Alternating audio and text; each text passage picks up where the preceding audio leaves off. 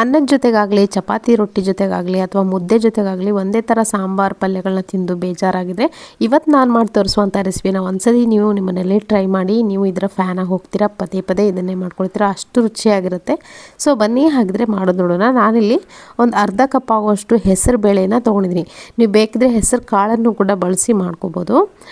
ನಾನಿಲ್ಲಿ ಹೆಸರು ಬೇಳೆನ ಅರ್ಧ ಕಪ್ ಆಗುವಷ್ಟು ತೊಗೊಂಡಿದ್ದೀನಿ. ಹಾಗೆಯೇ ಇದಕ್ಕೆ ನೋಡಿ ಒಂದು 3 ಹಣ್ಣಾಗಿರುವಂಥ ಟೊಮೆಟೊನ ಕಟ್ ಮಾಡಿ ಇಟ್ಕೊಂಡಿದ್ದೀನಿ. ಹೆಸರು ಬೇಳೆನ ಕ್ಲೀನಾಗಿ ಒಂದು 2 ನೀರಲ್ಲಿ ವಾಶ್ ಮಾಡಿ ಇಟ್ಕೊಂಡಿದ್ದೀನಿ. ಹಾಗೆಯೇ ಒಂದು ಗ್ಲಾಸ್ ಆಗೋಷ್ಟು ನೀರನ್ನು ಕೂಡ ಹಾಕಿದ್ದೀನಿ ಕುಕ್ಕರ್ಗೆ. ಇವಾಗ ನೋಡಿ ಟೊಮೆಟೊ ಕೂಡ ಕಟ್ ಮಾಡಿಕೊಂಡು ಹಾಕೊಳ್ತಾ ಇದ್ದೀನಿ. ನೀವು ಬೇಕಿದ್ರೆ 2 ಟೊಮೆಟೊ ಹಾಕಿ ಹುಣಸೆ ಹಣ್ಣನ್ನು ಬಳಸ್ಬೋದು. ಒಂದು ಅರ್ಧ ನಿಂಬೆಹಣ್ಣು ಗಾತ್ರಷ್ಟು ಹುಣಸೆ ಹಣ್ಣನ್ನು ನೀರನ್ನು ಬಳಸ್ಬೋದು. ನಾನಿಲ್ಲಿ 3 ಟೊಮೆಟೊನ ಹಾಕ್ಕೊಂಡಿದ್ದೀನಿ ಹಣ್ಣಾಗಿರುವಂಥದ್ದು. ಹಾಗೆಯೇ ಪಾಲಕ್ ಸೊಪ್ಪು 1 ಕಟ್ ಆಗುವಷ್ಟು ಪಾಲಕ್ ಸೊಪ್ಪನ್ನು ಕ್ಲೀನಾಗಿ ವಾಶ್ ಮಾಡಿಕೊಂಡು ಸಣ್ಣದಾಗಿ ಕಟ್ ಮಾಡಿಕೊಂಡು ಹಾಕ್ಕೊಳ್ತಾ ಇದ್ದೀನಿ. ಇದಕ್ಕೆ ಉಪ್ಪು ರುಚಿಗೆ ಎಷ್ಟು ಬೇಕು ಅಷ್ಟು ನೋಡಿಕೊಂಡು ಇವಾಗಲೇ ಹಾಕೊಂಬಿಡಿ. ಉಪ್ಪು ಹಾಕ್ಕೊಂಡು ನೋಡಿ ಲಿಡ್ಡನ್ನು ಕ್ಲೋಸ್ ಮಾಡಿ ಇದನ್ನು ಒಂದು 4 ವಿಷಲ್ನ ಕೂಗಿಸ್ಕೋಬೇಕು. ಪೂರ್ತಿಯಾಗಿ ಹಣ್ಣಾಗಿ ಸಾಫ್ಟಾಗಿ ಬೇಯಬೇಕು. ಬೇಳೆ ಆಗಲಿ ಆಮೇಲೆ ಸೊಪ್ಪಾಗಲಿ ನೋಡಿ ಒಂದು 4 ವಿಷಲ್ನ ಕೂಗಿಸ್ಕೊಂಡಿದ್ದೀನಿ. ಮೀಡಿಯಮ್ ಫ್ಲೇಮ್ನ ಇಟ್ಕೊಂಡು ಚೆನ್ನಾಗಿ ಎಷ್ಟು ನಮಗೆ ಯಾವ ಹದಕ್ಕೆ ಬೇಕೋ ಆ ಹದಕ್ಕೆ ಸಾಫ್ಟಾಗಿ ಬೆಂದಿದೆ. ಒಂದ್ಸರಿ ಖಂಡಿತ ಇದನ್ನು ನೋಡಾದ್ಮೇಲೆ ನೀವು ಕೂಡ ನಿಮ್ಮ ಮನೇಲಿ ಮಾಡಿ ನೋಡಿ, ತುಂಬ ಚೆನ್ನಾಗಿರುತ್ತೆ. ಹೆಸರು ಕಾಳು ಇದ್ರೆ ಕಾಳನ್ನು ಕೂಡ ನೀವು ಬಳಸಿ ಮಾಡಿ, ತುಂಬ ಚೆನ್ನಾಗಿರುತ್ತೆ.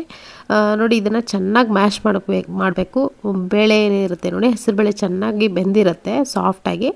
ಈ ಥರ ಮ್ಯಾಶರಿಂದ ಚೆನ್ನಾಗಿ ಮ್ಯಾಶ್ ಮಾಡ್ಕೋಬೇಕು. ಸೊ ನೋಡಿ ಸೊಪ್ಪು ಹಾಕಿದ್ದೀವಿ ಅಂತ ಗೊತ್ತೇ ಆಗಬಾರ್ದು, ಅಷ್ಟು ಚೆನ್ನಾಗಿ ಮ್ಯಾಶ್ ಮಾಡ್ಕೊಳ್ಳಿ. ನೋಡಿ ನಾನು ಕೂಡ ಇಲ್ಲಿ ಮ್ಯಾಶ್ ಮಾಡ್ಕೊಂಡಿದ್ದೀನಿ. ಇದಕ್ಕೆ ನೋಡಿ ಅಚ್ಚಕಾರದ ಪುಡಿನ ಹಾಕ್ಕೊಳ್ತಾ ಇದ್ದೀನಿ ರುಚಿಗೆ ಎಷ್ಟು ಬೇಕು ಅಷ್ಟು ನೋಡಿಕೊಂಡು. ಹಾಗೆಯೇ ಉಪ್ಪು ಮತ್ತು ಸ್ವಲ್ಪ ಕಡಿಮೆ ಅನಿಸು ಸ್ವಲ್ಪ ಉಪ್ಪನ್ನು ಸೇರಿಸ್ಕೊಂಡಿದ್ದೀನಿ. ಹಾಗೆಯೇ ಬೆಲ್ಲ ಒಂದು ಅರ್ಧ ಟೀ ಸ್ಪೂನ್ ಆಗೋಷ್ಟು ಬೆಲ್ಲ ಕೂಡ ಹಾಕ್ಕೊಂಡಿದ್ದೀನಿ. ಬೆಲ್ಲ ಹಾಕಿದ್ರೇ ಟೇಸ್ಟು ಚೆನ್ನಾಗಿ ಬರುತ್ತೆ. ಯಾವುದೇ ಸಾಂಬಾರಿಗಾಗಲಿ ಒಂದೇ ಒಂದು ತುಂಡು ಬೆಲ್ಲ ಹಾಕೋದ್ರಿಂದ ತುಂಬ ಚೆನ್ನಾಗಿ ಟೇಸ್ಟಿಯಾಗಿ ಬರುತ್ತೆ ಸಾರು. ಅರಿಶಿನ ಪುಡಿ ಕೂಡ ಹಾಕ್ಕೊಳ್ತಾ ಇದ್ದೀನಿ. ಒಂದು ಅರ್ಧ ಟೀ ಸ್ಪೂನ್ ಆಗೋಷ್ಟು ಅರಿಶಿನ ಪುಡಿ ಹಾಕ್ಕೊಂಡು ಇದಕ್ಕೇ ಚೆನ್ನಾಗಿ ಮಿಕ್ಸ್ ಮಾಡ್ಕೊಳ್ತಾ ಇದ್ದೀನಿ. ನೀವು ಬೇಕಿದ್ರೆ ಹೆಸರು ಬೇಳೆ ಜೊತೆಗೆ ಸ್ವಲ್ಪ ತೊಗರಿ ಬೇಳೆ ಕೂಡ ನೀವು ಬಳಸ್ಬೋದು. ಇಲ್ಲಿ 2 ಮಿಕ್ಸ್ ಮಾಡಿಕೊಂಡು 2 ಬೇಳೆನೂ ಹಾಕಿ ಮಾಡ್ಕೋಬೋದು. ಆದರೆ ಕೇವಲ ಹೆಸರು ಕಾಳು ಅಥವಾ ಹೆಸರು ಬೇಳೆನ ಮಾತ್ರ ಒಂದು ಸತಿ ಹಾಕಿ ನೋಡಿ, ತುಂಬ ಚೆನ್ನಾಗಿರುತ್ತೆ.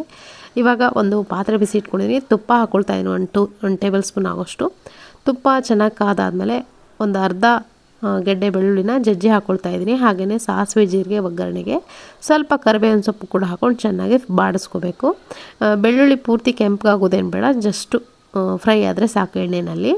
ಇವಾಗ ನಾನು ಆವಾಗಲೇ ಮ್ಯಾಶ್ ಮಾಡಿ ಇಟ್ಕೊಂಡಂಥ ಹೆಸರು ಬೇಳೆ ಮತ್ತು ಪಾಲಕ್ ಸೊಪ್ಪು ಏನಿದೆಯಲ್ಲ ಅದನ್ನು ಕೂಡ ಹಾಕ್ಕೊಳ್ತಾ ಇದ್ದೀನಿ. ಇದು ಏನಿದೆ ತೆಳುವಾಗಿ ಮಾಡ್ಕೊಳ್ಬಾರ್ದು, ಸ್ವಲ್ಪ ಗಟ್ಟಿಯಾಗೆ ಮಾಡಬೇಕು. ಇದನ್ನು ಚಪಾತಿ ಜೊತೆಗಾಗಲಿ ರೊಟ್ಟಿ ಜೊತೆಗಾಗಲಿ ಎಲ್ಲದಕ್ಕೂ ಹೊಂದೋ ಥರ ಸ್ವಲ್ಪ ಗಟ್ಟಿಯಾಗೆ ಮಾಡಿಕೊಂಡ್ರೆ ತುಂಬ ಚೆನ್ನಾಗಿರುತ್ತೆ. ಅನ್ನದ ಜೊತೆಗಂತೂ ಸೂಪರ್ ಆಗಿರುವಂಥ ಕಾಂಬಿನೇಷನ್ ಅಂತ ಹೇಳ್ಬೋದು.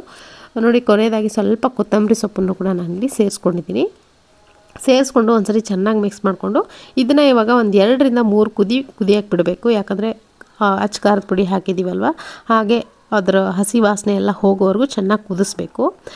ಕುದಿಸಾದ್ಮೇಲೆ ಒಂದು ಒಳ್ಳೆ ಪರಿಮಳ ಬರುತ್ತೆ ಸಾಂಬಾರಿಂದ. ಹಸಿ ವಾಸನೆ ಎಲ್ಲ ಹೋಗಿ ಅಚ್ಚಕಾರದ ಪುಡಿದು ಒಂದು ಒಳ್ಳೆ ಪರಿಮಳ ಬರುತ್ತೆ. ಆವಾಗ ನಿಮಗೆ ಸಾಂಬಾರನ್ನ ಆಫ್ ಮಾಡಿಕೊಂಡ್ರೆ ಆಯಿತು. ನಾನಿಲ್ಲಿ ಬಿಸಿ ಬಿಸಿಯಾಗಿರುವಂಥ ಅನ್ನದ ಜೊತೆಗೆ ಇದನ್ನು ಸರ್ವ್ ಮಾಡ್ಕೊಳ್ತಾ ಇದ್ದೀನಿ. ಗಟ್ಟಿಯಾಗಿರುವಂಥ ಸಾಂಬಾರು. ಇದನ್ನು ನೀವು ಮುದ್ದೆ ಜೊತೆಗಾಗಲಿ ಅಥವಾ ಚಪಾತಿ ರೊಟ್ಟಿಗೆ ಕೂಡ ನೀವು ಸರ್ವ್ ಮಾಡ್ಕೋಬೋದು, ತುಂಬ ಚೆನ್ನಾಗಿರುತ್ತೆ. ಇದ್ರ ಮೇಲೆ ಸ್ವಲ್ಪ ತುಪ್ಪ ಹಾಕ್ಕೊಂಡು ಸೈಡ್ಗೆ ಸ್ವಲ್ಪ ಉಪ್ಪಿನಕಾಯಿ ಕೂಡ ಹಾಕ್ಕೊಂಡು ತಿಂತಾಯಿದ್ರೆ ಸೂಪರ್ ಆಗಿರುತ್ತೆ. ಸೊ ನಾನು ಕೂಡ ಇಲ್ಲಿ ಸರ್ವ್ ಮಾಡ್ಕೊಂಡಿದ್ದೀನಿ. ಜೊತೆಗೆ ನೆಲ್ಲಿಕಾಯಿ ಉಪ್ಪಿನಕಾಯಿ ಕೂಡ ನಾನಿಲ್ಲಿ ಹಾಕ್ಕೊಂಡಿದ್ದೀನಿ. ಇದ್ರ ಜೊತೆ ಒಳ್ಳೆ ಕಾಂಬಿನೇಷನು. ಈ ರೆಸಿಪಿ ಕೂಡ ನೆಲ್ಲಿಕಾಯಿ ಉಪ್ಪಿನಕಾಯಿ ರೆಸಿಪಿ ಕೂಡ ನಾನು ಆಲ್ರೆಡಿ ಶೇರ್ ಮಾಡಿದ್ದೀನಿ. ನೋಡಿಲ್ಲ ಅಂದರೆ ಒಂದ್ಸತಿ ಚೆಕ್ ಮಾಡಿ. ಸೊ ಇವತ್ತಿನ ಈ ರೆಸಿಪಿ ಇಷ್ಟ ಆಗಿದ್ರೆ ಲೈಕ್ ಮಾಡಿ. Thank you.